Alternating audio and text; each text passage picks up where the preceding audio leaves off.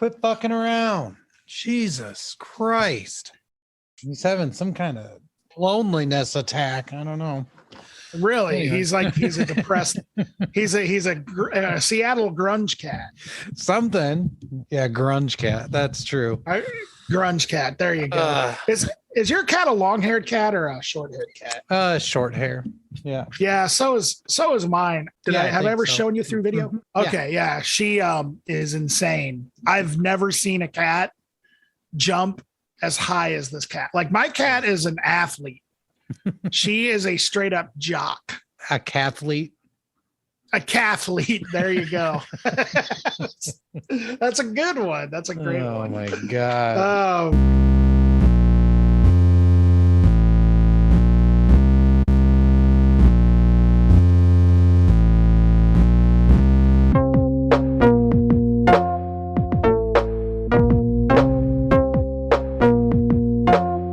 Yeah, we're good. Nice to be on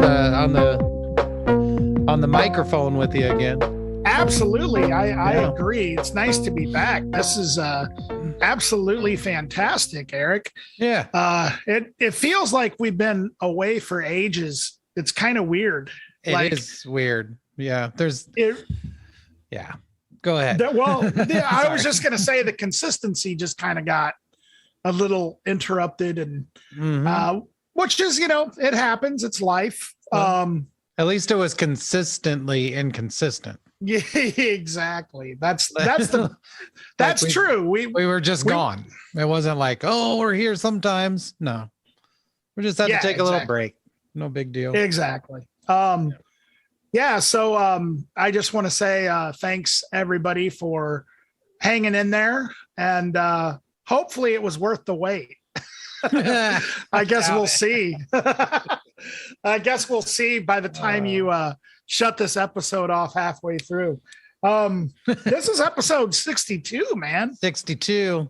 Yep. Ladies and gentlemen, today is going to be an exceptional episode. We've got some really interesting picks this week that I'm excited to talk about. Mm-hmm. And once again, you can find us on all the streaming platforms. I don't think I need to go over them all. Because I think y'all know where. Those of you who are listening to us, I think at this point y'all know where to find us. And if you don't, shoot us a message on Facebook or Instagram. Then how are you listening to us? Right. That's a good point too. If you don't know how to find us, you haven't yet found us. You haven't found us yet. You weren't looking hard enough. Right. Yeah. So I haven't really been paying attention to like the type of news that we cover, like the fake news that we cover, Right. Mm-hmm.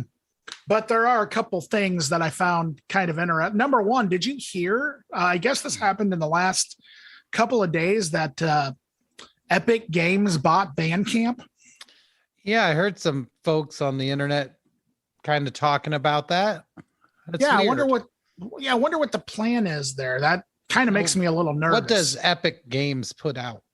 I guess that they're responsible for that Fortnite game that everyone was sort of into. So like I saw actually Justin from the Unblessed Rest of Us posted something about, he jokingly said Fortnite or something just bought Bandcamp, and he was promoting the Unblessed Rest of Us. Wow. I think it was one of his projects. But anyway, I saw that and I was like, what? Fortnite? A video game bought Bandcamp? Like, so that the characters pop out of the screen and just say, we want this music streaming. And then I looked at it. Now it's Epic Games bought Bandcamp. So I wonder what's going on. I wonder if there's going to be like, I don't know. I don't know. I don't know if that means anything. I don't know if that means changes, but I bet you it probably means more money to be made. Yeah, I would guess that what it means is you have to play Fortnite in order to put music on Bandcamp. Like, and if you don't play Fortnite, then sorry, Buster. Yeah, you're out of here. Yeah, no, and you have to like be good. I mean, basically, it's like it's like vetting, it's like if you're not good enough at Fortnite, you're obviously not good enough at music. So it's kind of a way to filter out shitty musicians, Right. Yeah. because they would also be shitty Fortnite-ists. Is that what it's called? A Fortniteist? Yeah, Fortniteist. That's exactly what it is. Yeah. I guess my thing is like, all right, so this is fact. This isn't, I mean, we did our own research here. You have to play Fortnite. Right. To put anything on Bandcamp. What's going to happen to all of us that don't play Fortnite that have music? Are they just going to kick us all off? Like, get out of here. Like, I mean, or what's get out of here. Like, it would be so great if they actually sent like a voice thing to everybody. Yeah. Get out of here. And actually what it is it happens during your music. Like when people listen to it, it would just say that. They're like, get out of here. Yeah. If you're interested in purchasing, please tell this artist they need to play Fortnite. Play Fortnite. Yeah. So there's that. So weird. You got to play Fortnite in order to be on Bandcamp now. Sorry, guys. Yeah, I wonder if they'll still have Bandcamp Fridays or, I don't know. I bet you it's going to be Fortnite. Play Fortnite in order to upload things on Bandcamp Fridays. Right. Friday. Yep, that's what that rolls right off the tongue. Exactly. So So I would call it Friday night at Fortnights. Yeah, Friday night Fortnite. Presented by Bandcamp. Yeah. I wonder if the people who invented Bandcamp actually went to Bandcamp like when they were younger. I've always wondered that. Put that together. That's why it's called Bandcamp. Yeah, I wonder. I'm curious, like, because they might have been high school saxophone players or trombonists or what's that other thing, that tuba, or I think it's the big cymbal, the gong. Tromboner, by the way. Is that what they call them? A tromboner? Yeah. Right. Yeah. Okay. And a symbolist. Symbol. Or a symbolism. I like that. That's great. So what about the gong? And a flautist. That sounds like a Mexican, a very delicious Mexican. Flautist. Oh my God, flautas. The fried freaking tortillas with meat and cheese in the middle. Yeah, or you can have like a dessert cream cheese flauta. Dang. I've never had those, but that sounds very good. It's good. Have you ever had fried ice cream? Yeah. I mean, anything that's fried is not bad. I mean, it's bad for you. Thousands of fried ice creams. I remember like when I first discovered them at Diamond Dave's, it was that's where I made them. I worked at Diamond Dave's for 14 years of my life. So how do they make it? Do they actually fry three different ones, Diamond Dave's. Oh, really? Yeah. Okay, so here's what you do. You take a scoop of ice cream, right? You roll it in some crumbs, cornflake crumbs with cinnamon and sugar in it, and then you put it in the freezer. All right. And then when it's time, you grab it with your tongs and you dip it in the grease, on the fryer, and then you put it in the cup with all the whipped cream and stuff. Yeah. That's it. Man, I'll tell you what, the classic way they used to just give it to you with chocolate sauce, but then for a little while they were adding the strawberry stuff. Wow. I didn't really like the strawberry stuff edition. They did strawberry and chocolate? That's weird. Yeah, strawberry and chocolate. Anyway. They do have I guess there are like chocolate covered strawberries. That's true. Yeah. I've never really heard chocolate covered mangoes, but I bet they exist. Yeah, I don't. They probably there's there's deep fried everything. I mean, hell, they have deep fried ice water at the fairs, and I'm not joking. That actually exists. How does that work? I don't know. We're human beings. We have everything. We invent everything on this earth. That's true. I mean, yeah. Everything there's not already we made. Pretty much. you can damn well be sure that it's going to exist at some point. We have it all up here in the noggin. Speaking of the noggin, this actually doesn't really have anything to do with the noggin, but I just wanted to make it sound like a cool transition. Oh, okay. Yeah. Our favorite person ever, Farrah Abraham. Oh, yeah. The teen mom. Yeah. I guess that one of the things that I found out is that she's allowing her 13-year-old daughter get a septum piercing, or has allowed. It's not that she's allowing it. She has allowed. Okay. Yep. Okay. But yep, that's it? That was the news? Yeah, that's that's the only news I know of. I mean, there's other things. I guess that No, I mean, that was something that you saw that was reported. Yes, that was actually, Abraham's daughter is getting a nose piercing? Yeah. Well, yeah, I guess there was a backlash. There's a lot of people that don't believe that she should allow her 13-year-old daughter to get a septum piercing. And wow. I'm sorry, but I'm actually on the side of Farrah Abraham here. Who cares? Yeah, I'm on the side of who gives a shit. I mean, yeah, who gives a shit? I mean, wow, really? Someone took the time to write that and put it out and think that that was newsworthy. And I mean, is this the baby? Is this the baby that the teen mom had? Is that the idea? Yeah, is that why everyone's so protective? Like they feel like it's their baby too. Well, and also just Farrah's history of, I guess, her behaviors or whatever that people deem inappropriate, which I'm not going to dispute some of that. But well, yeah, whatever. It's not like I know. I mean, she's an Iowan, pure blood Iowan, just like us. Yeah, who lives in Hollywood.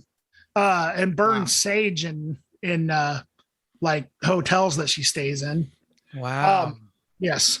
And I only know this because from time to time, yes, I will admit it. You got me.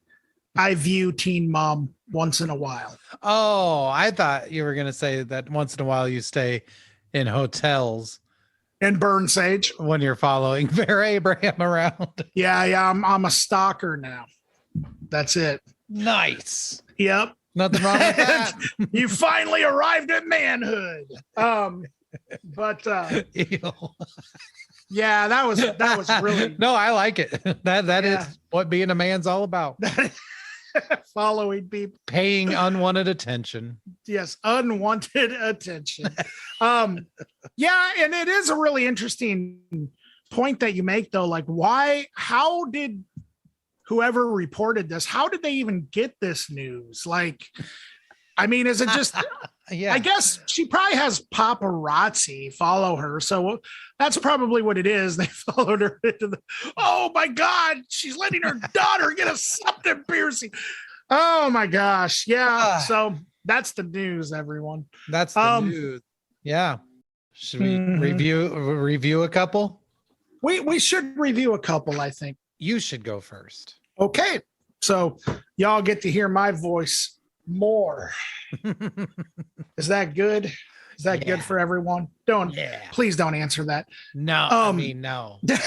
Oh, I wasn't. I was talking to our audience. Oh, okay. I see. But you can answer. I mean, if you want to do commentary of my review. No, that's bullshit. Yeah.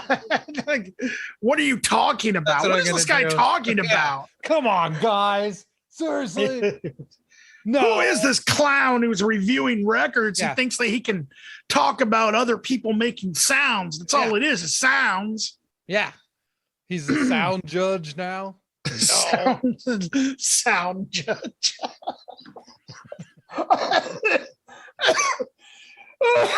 Oh, man.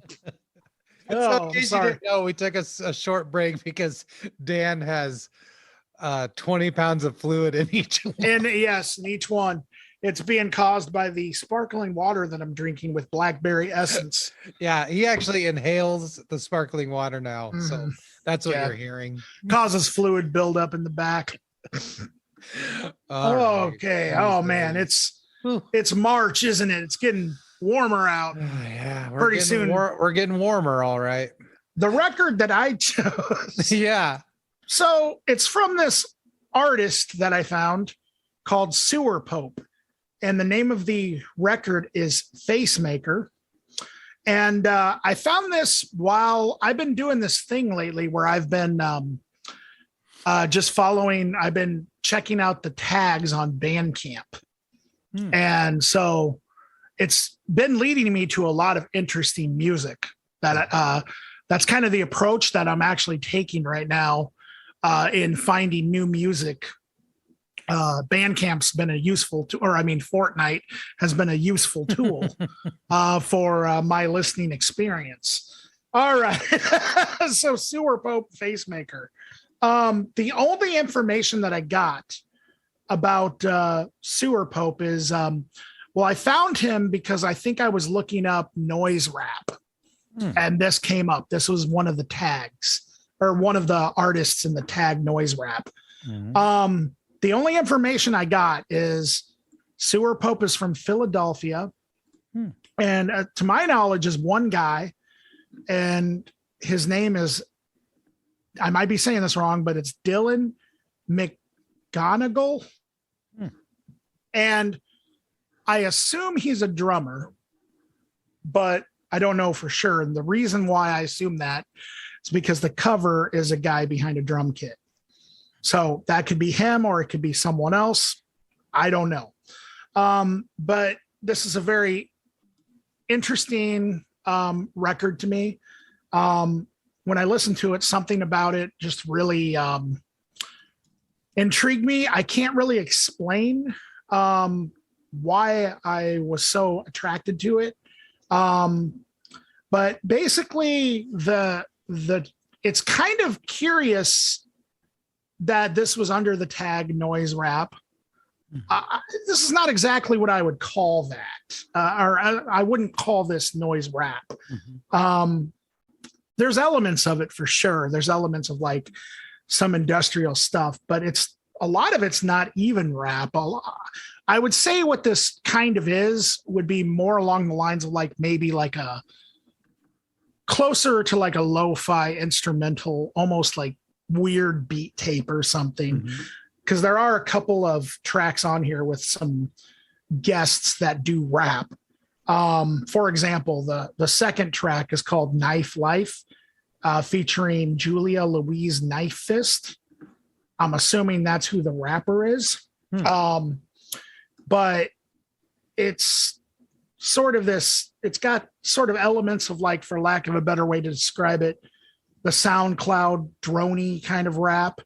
But I guess the best way that I would describe it would be like a sludgy lo-fi hip hop beat tape or something. I don't know. I can't, it's almost like it's hard for me to describe exactly what it is. Like it just has that sort of like, I guess, moody feel to it at times, but then other times it's just really, I don't know. It's very percussion oriented. You can definitely tell.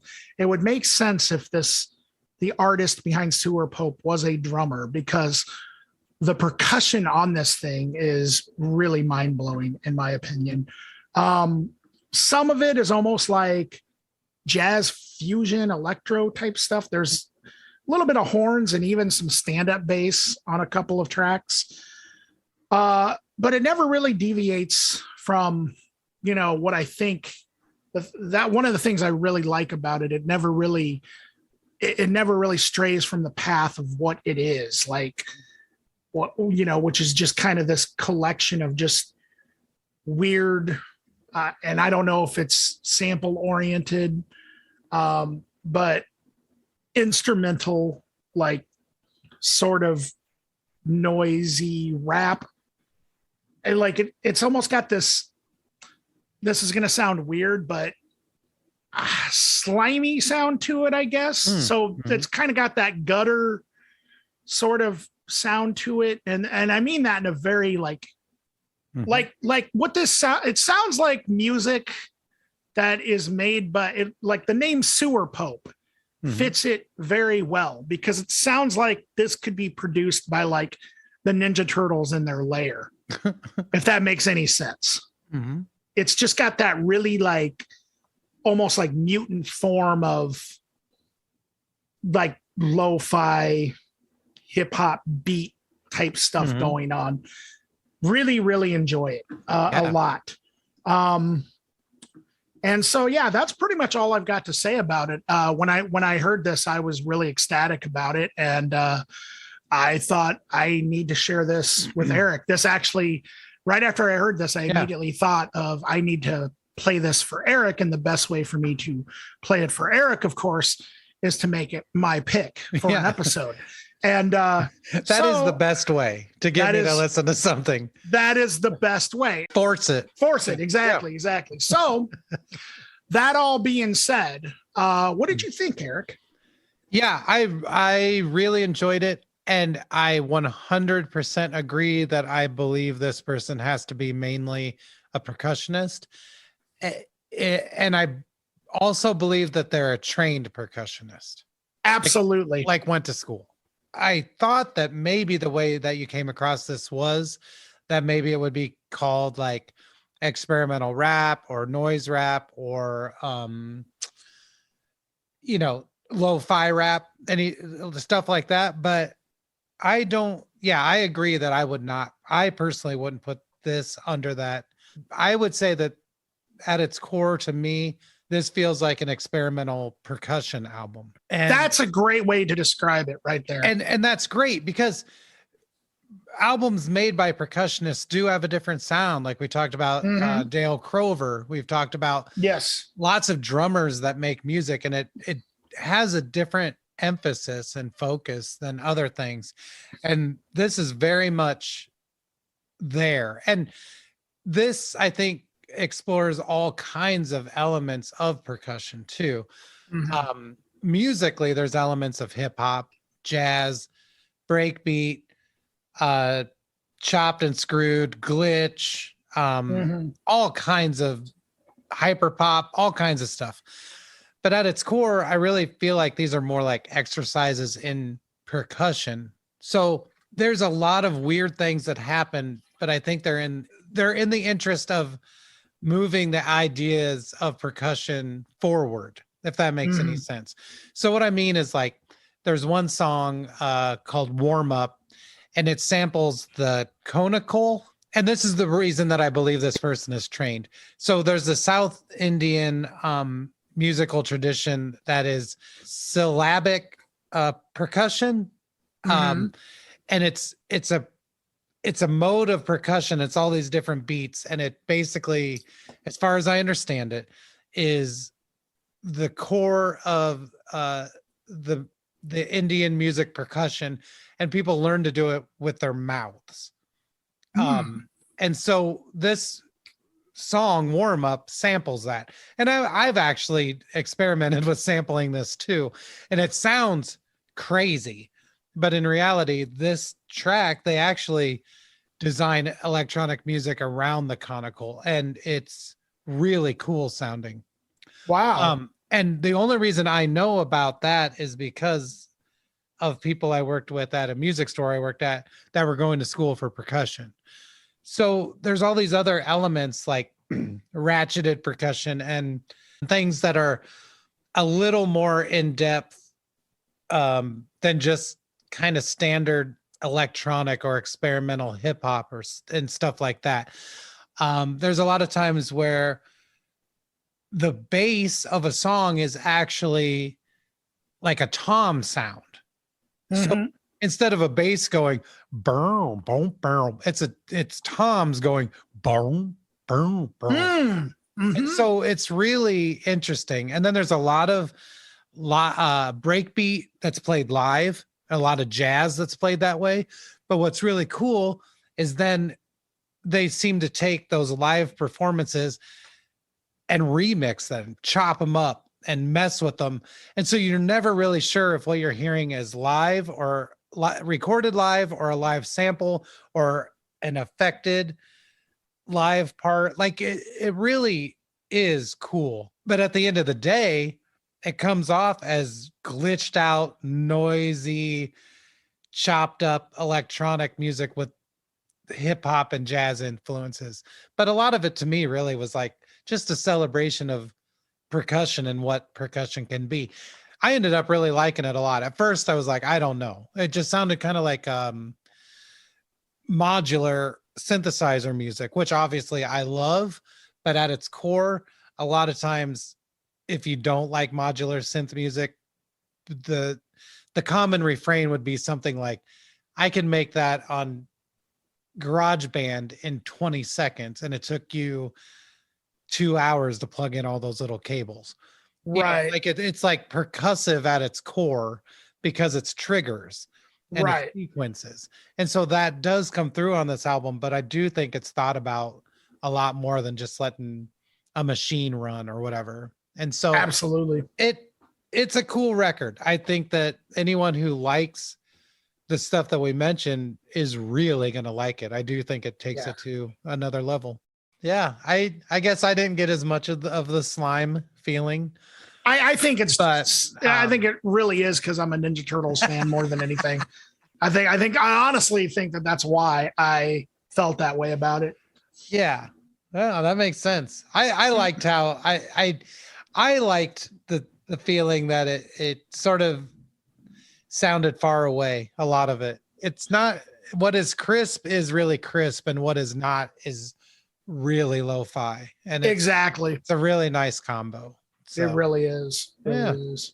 Nice. All right, man. So yeah, my pick actually kind of works with Sewer Pope.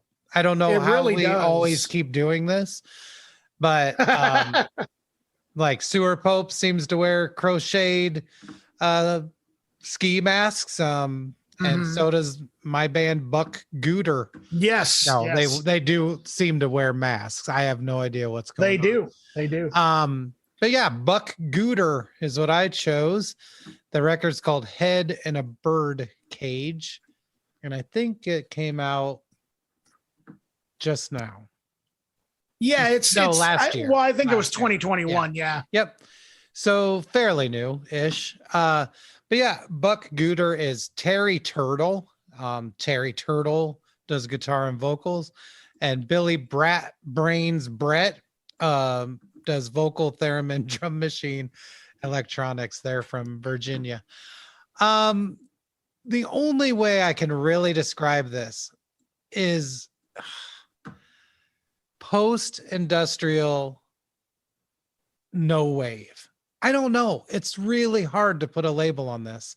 And it's not because it's so whacked out.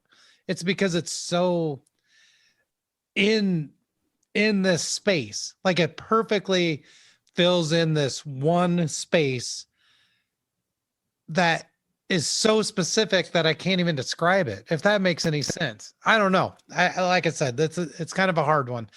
Yeah, the first track opens and it sort of is like a Be My Baby kind of thing, but it's all messed up. It's all distorted. The timing's screwy. I don't know. And it just kind of goes from there. And we never really get a foothold on what we're hearing. So I'm just going to read a list of things that I thought it reminded me of, because unfortunately I would love to give original thoughts and have that be some sort of explanation for what music sounds like, but I can't do it. I have to mention other bands so that you guys get a sense of what it sounds like. So it does have elements of traditional industrial, like really traditional, like Einstürzende Neubauten and early Ministry, Cabaret Voltaire, like real early stuff. Even current 93 at times with how minimal the arrangements are. Definitely a huge goth influence. Christian Death and Bauhaus specifically come to mind. But then also elements of no wave, especially Birthday Party, Tuxedo Moon with kind of how the bass and drums sound, Suicide. But mostly what it reminded me of was J.G. Thirlwell / Fetus. I don't know, Dan, if you've listened to much Fetus. A little bit. But basically, my understanding of Fetus is I don't know, somehow it's swing music, but it's industrial. Right. with JG Thirlwell kind of just yelling over it with lots of heavy percussion. And that's sort of how this is. Tons of heavy percussion, a lot of yelled vocals. I wouldn't say there's a lot of singing necessarily, but it really works. It's stuff that you want to yell along with, like some of that older industrial stuff, like Old Ministry. You don't sing anything, like Skinny Puppy. Yeah. Maybe there's a few parts where you can sort of sing along, but that's not really the point. This is really sort of that crux, that moment where the nexus where all these things sort of meet, and there are moments of really pure aggression involved in it. I don't think it ever comes off as like actually aggressive. This isn't heavy music. This isn't angry necessarily, but it is noisy and it is loud. And yeah, all I can really say is you should check it out. I think it's really cool. And I also thought this one was really fun, even though everything I just described is absolutely not fun, but it comes off as fun. It's at least self-aware. I just really enjoyed it. And I don't know, hopefully Dan, you have some other words that can be used, because all I really did was list a bunch of bands. But if you like that list of bands, I think you would really like this. So what do you think, Dan? Yeah, I thought it was amazing. Quite possibly one of, if not my favorite pick that you've ever picked on the show. I really like this a lot. I listened to it 3 times because the first line that I wrote in my notes is, have no idea how to describe this. Yeah. But then I started thinking about it. Otherworldly and alien are 2 I guess, what do they call them? Descriptors. Yeah. And I would say that, especially that first track, sounds very otherworldly to me, like almost like majestic. Like it's very new wave industrial punk goth, like you said. The production is very dense and foggy at times. Like it really honestly sounds like I'm driving through like a forest at night and I can't see in front of me, like almost like you're boxed in, you know what I mean? And in all the best ways. Sometimes it's got the sort of a dark twang, sort of reverb element. I'm assuming that that's probably where the Fetus JG Thirlwell element that you were kind of talking about. Like, I've never really listened to Fetus. I have heard JG Thirlwell stuff. Like, I know he composed the soundtrack to the Venture Brothers show. Yeah, and Super Jail, I believe. At least Super Jail, credits. Yeah. And he's also collaborated with the Melvins, who are, of course, one of my absolute favorite.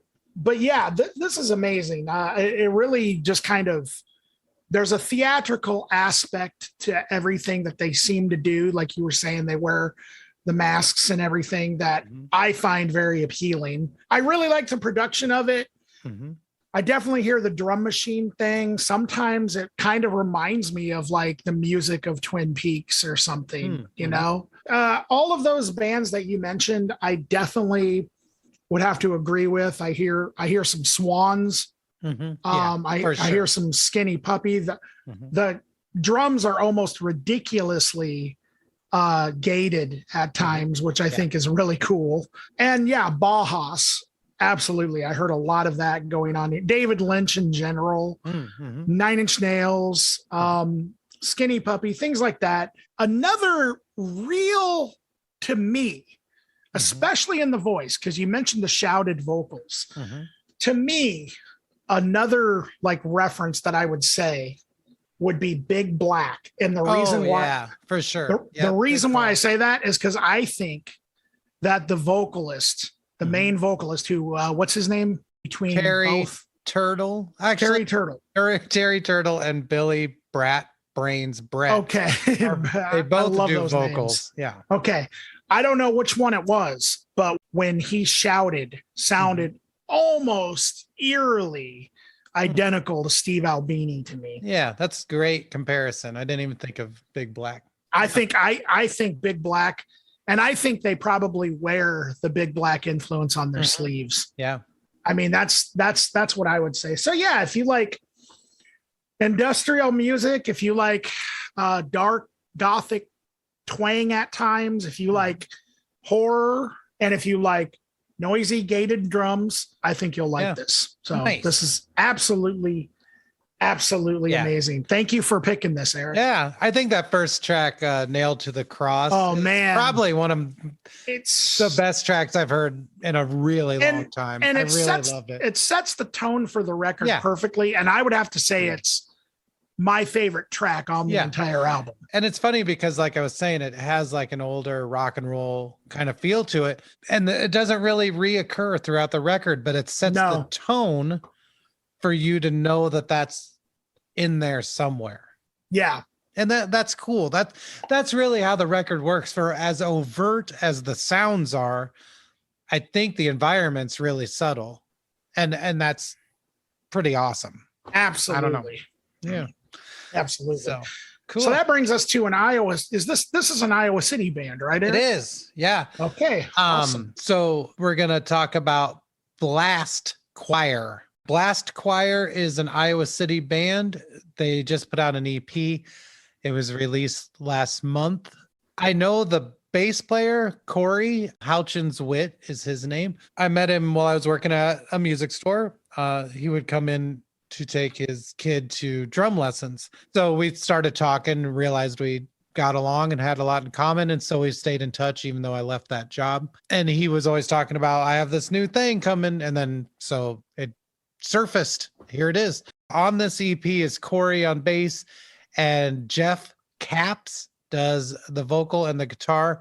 Joining them live now is Scott Wittenkeller on drums, but he's not on this EP. This is a drum machine.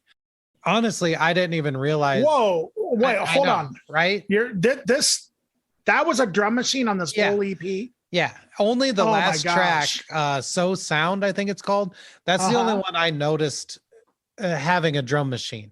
And I liked the sound of it just fine. Wow. But the rest of it, I didn't realize that. So I can only imagine with a live drummer that it's even more effective.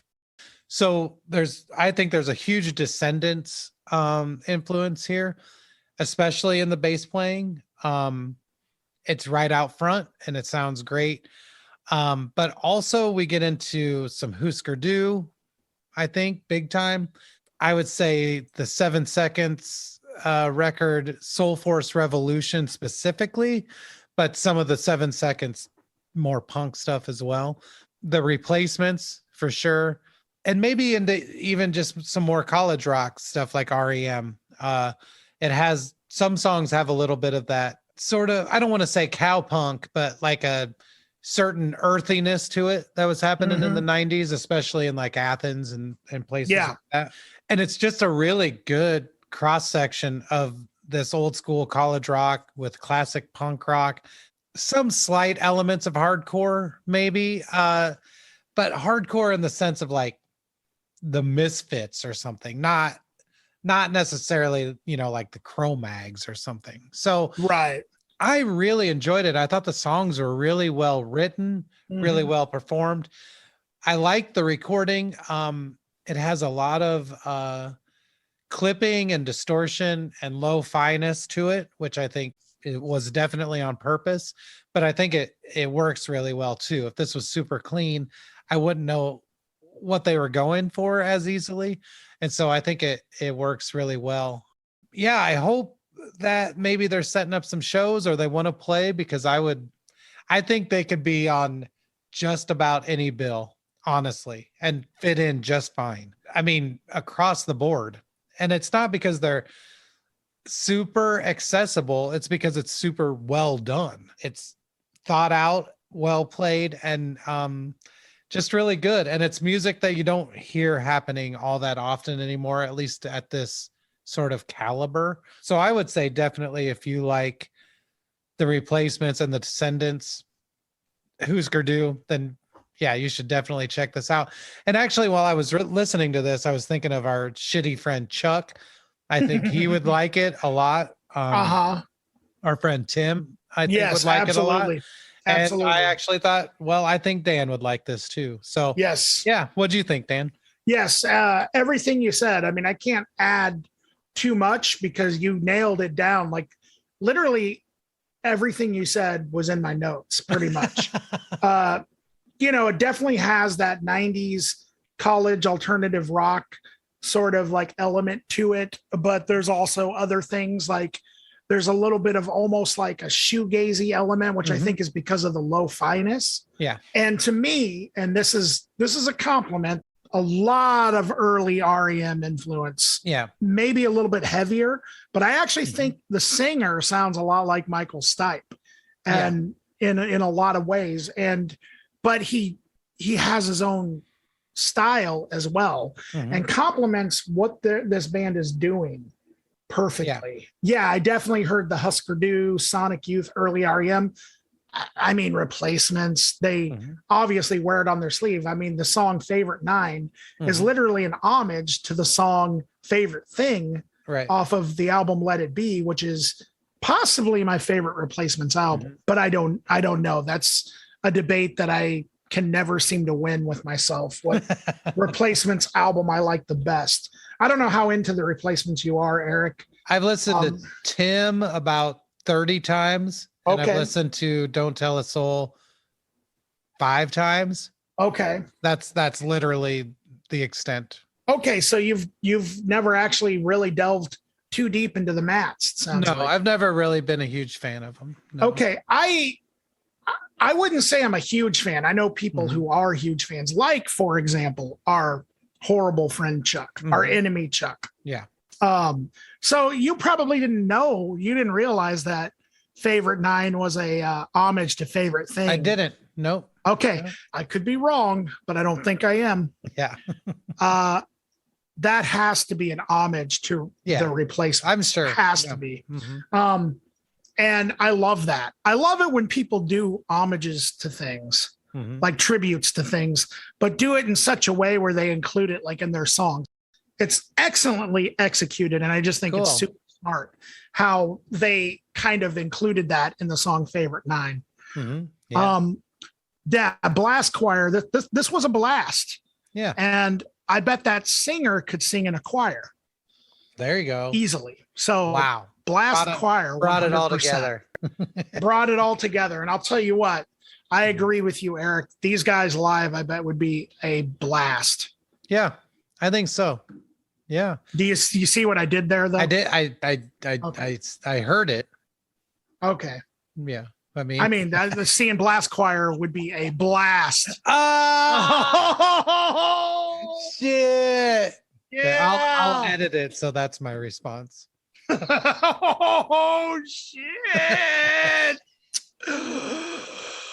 I guess it's a good time to mention to folks that after we took our little break, we decided that we're going to cut back just a little bit and do this show bi-weekly, which has always confused me because that seems like twice a week. But what it really means is once every other week.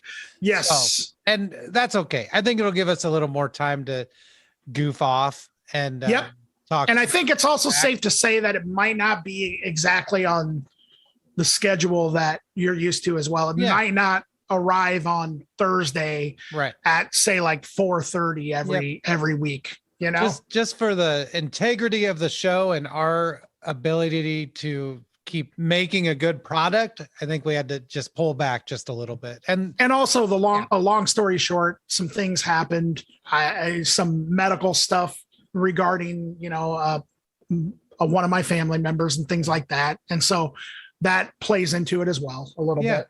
Yep. So we're going to go to a bi-weekly schedule, at least for now. And that may change too. I don't know. Just deal with it. I don't know. Not in a mean way. Not in a mean way. Just in a bear with us sort of way. Like my intentions, my personal intentions. I don't know about you, Eric.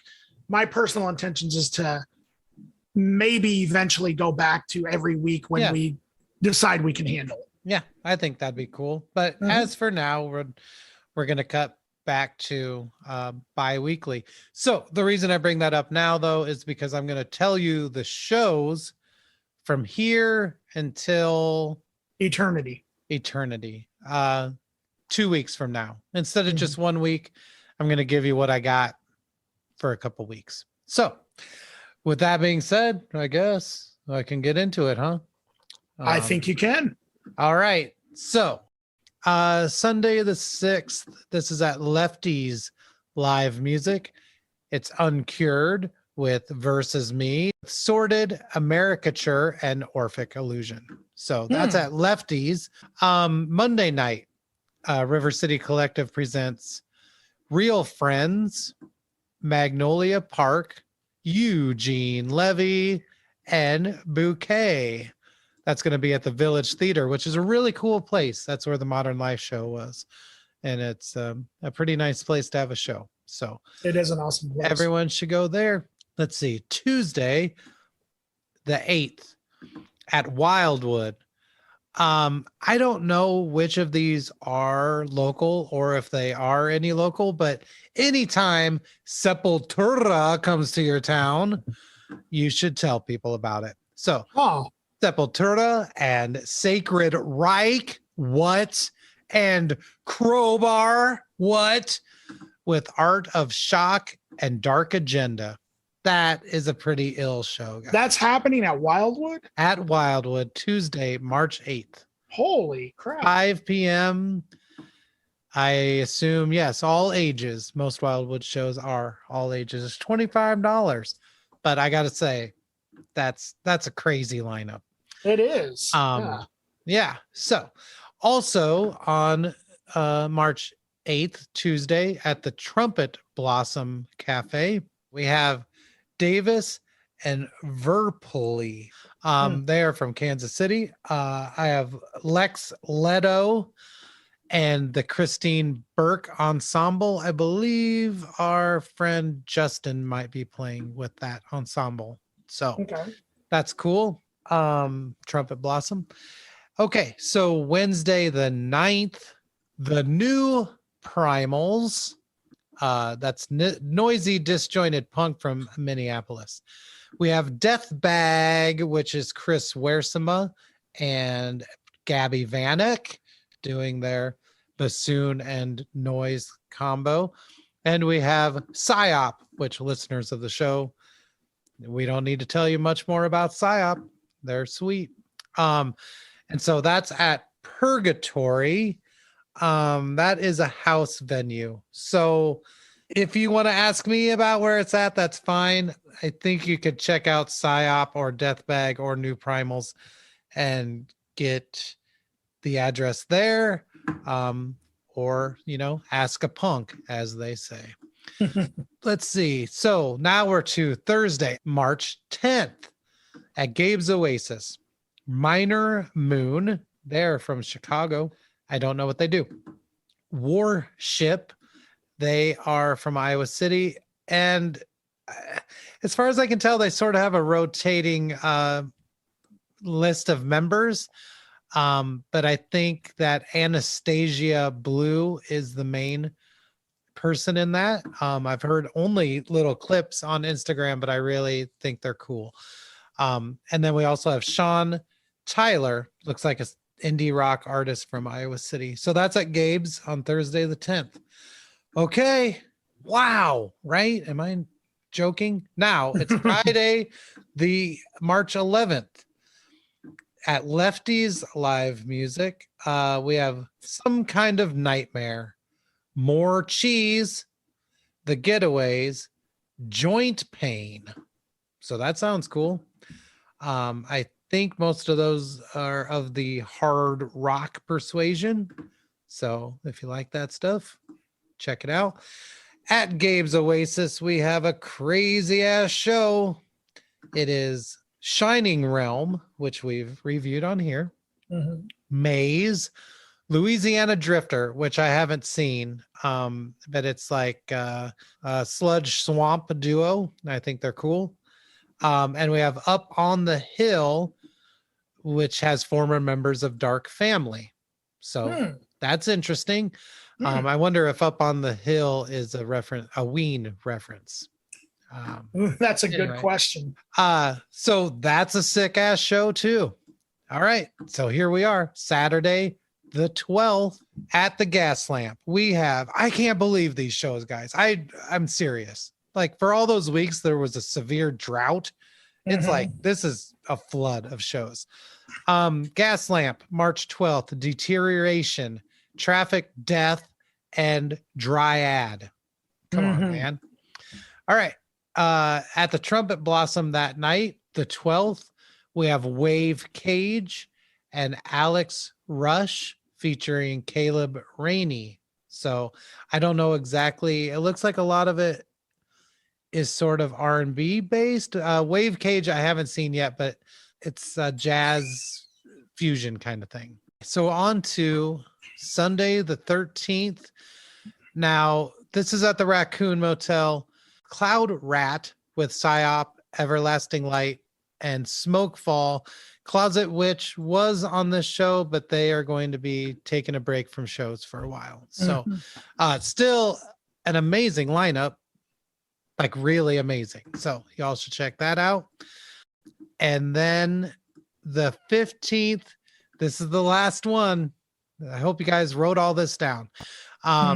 This is at the Gas Lamp. It's Summer Like the Season, Moscow Puzzles, which we've reviewed on here, and Nouns.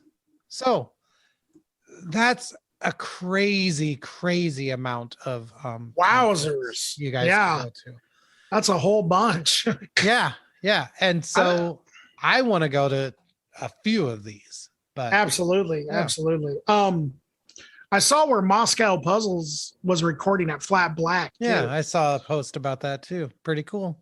Yes. Yeah. And also regarding the Closet Witch situation, I want to wish Alex Chris, their guitarist, as quick of a healing process as possible, man. Yeah. He's going through some really tough stuff. So send your thoughts his way. He's a good friend of the shows, and absolutely, as is all of Closet Witch. Yeah, great people, inspiring people, and you can look it up on social media, as both the band and Alex have posted the details. So I'm not going to get into it here, but he's going through a lot of stuff right now. So send your wishes to him, man. Yeah. And when they come back, or when the record comes out, or whatever, support them. And they're great people. And they deserve love and support. They do. Absolutely. 100%. Man, what a lot of shows. I know, right? There's so many of them that I want to go see. And I haven't been to a show since show started making a comeback. Yeah. I almost feel like we need to start posting our show calendar somewhere so people can keep all this straight. But I don't know. We could even maybe do that on Instagram or Facebook. Just be like, hey, here's a show calendar as sort of like a resource or whatever, I'll look into maybe how to do that. I don't know. I'm not too bright at this stuff, but I can do the research and figure it out. Do your own research. You don't have to be smart if you can learn. That's what I say. If you can learn, you don't have to be smart. That is one of the smartest things I've ever heard, Eric. I love it. I just made it up, but I'm going to live by it now. I like things that are made up. I don't like real things. Hell no. Real things are for suckers. Yeah, real things. I do like one real thing, and that's that Faith No More album. Oh, yeah. That's a good one. That's a good real thing. Wipe My Butt and Piss Me. There's a lot of juvenile parts on it. I can never get over it.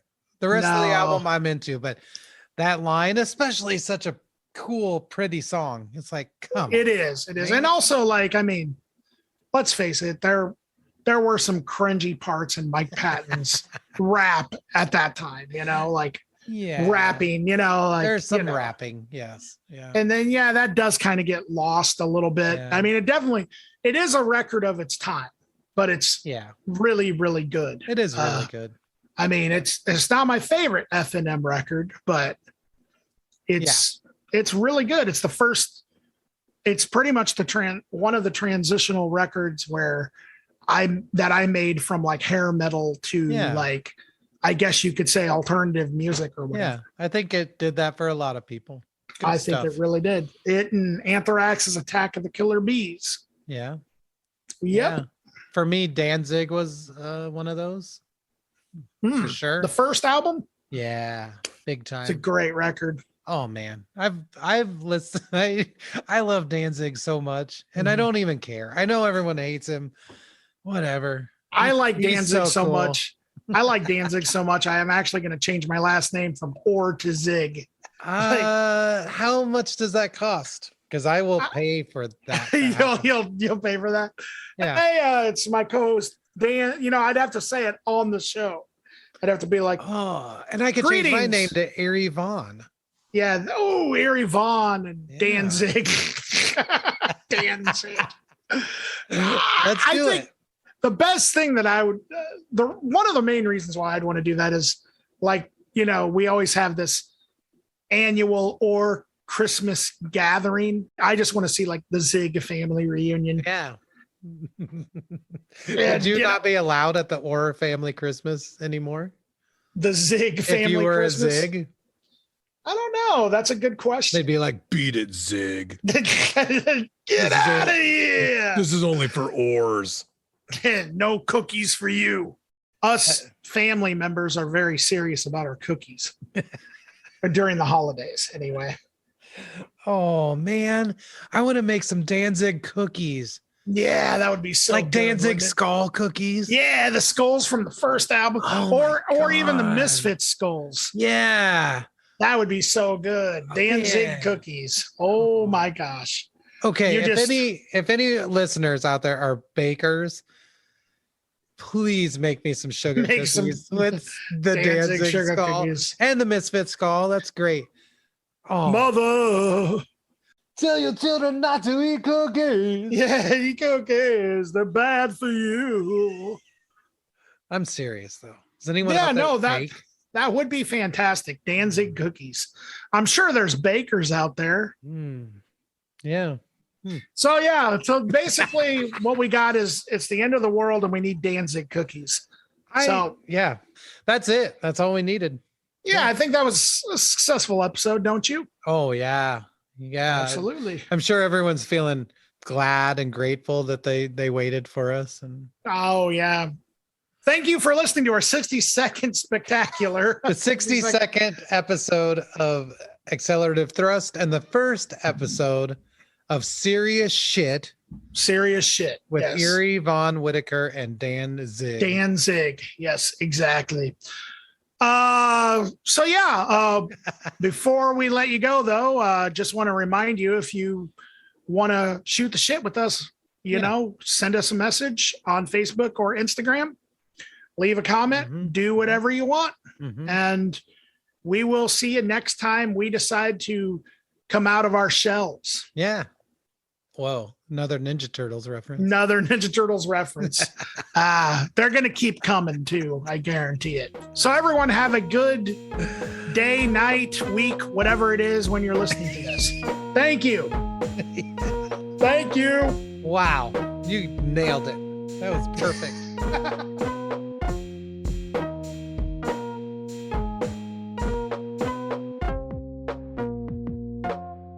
Have you ever had fried ice cream? No, that's bullshit.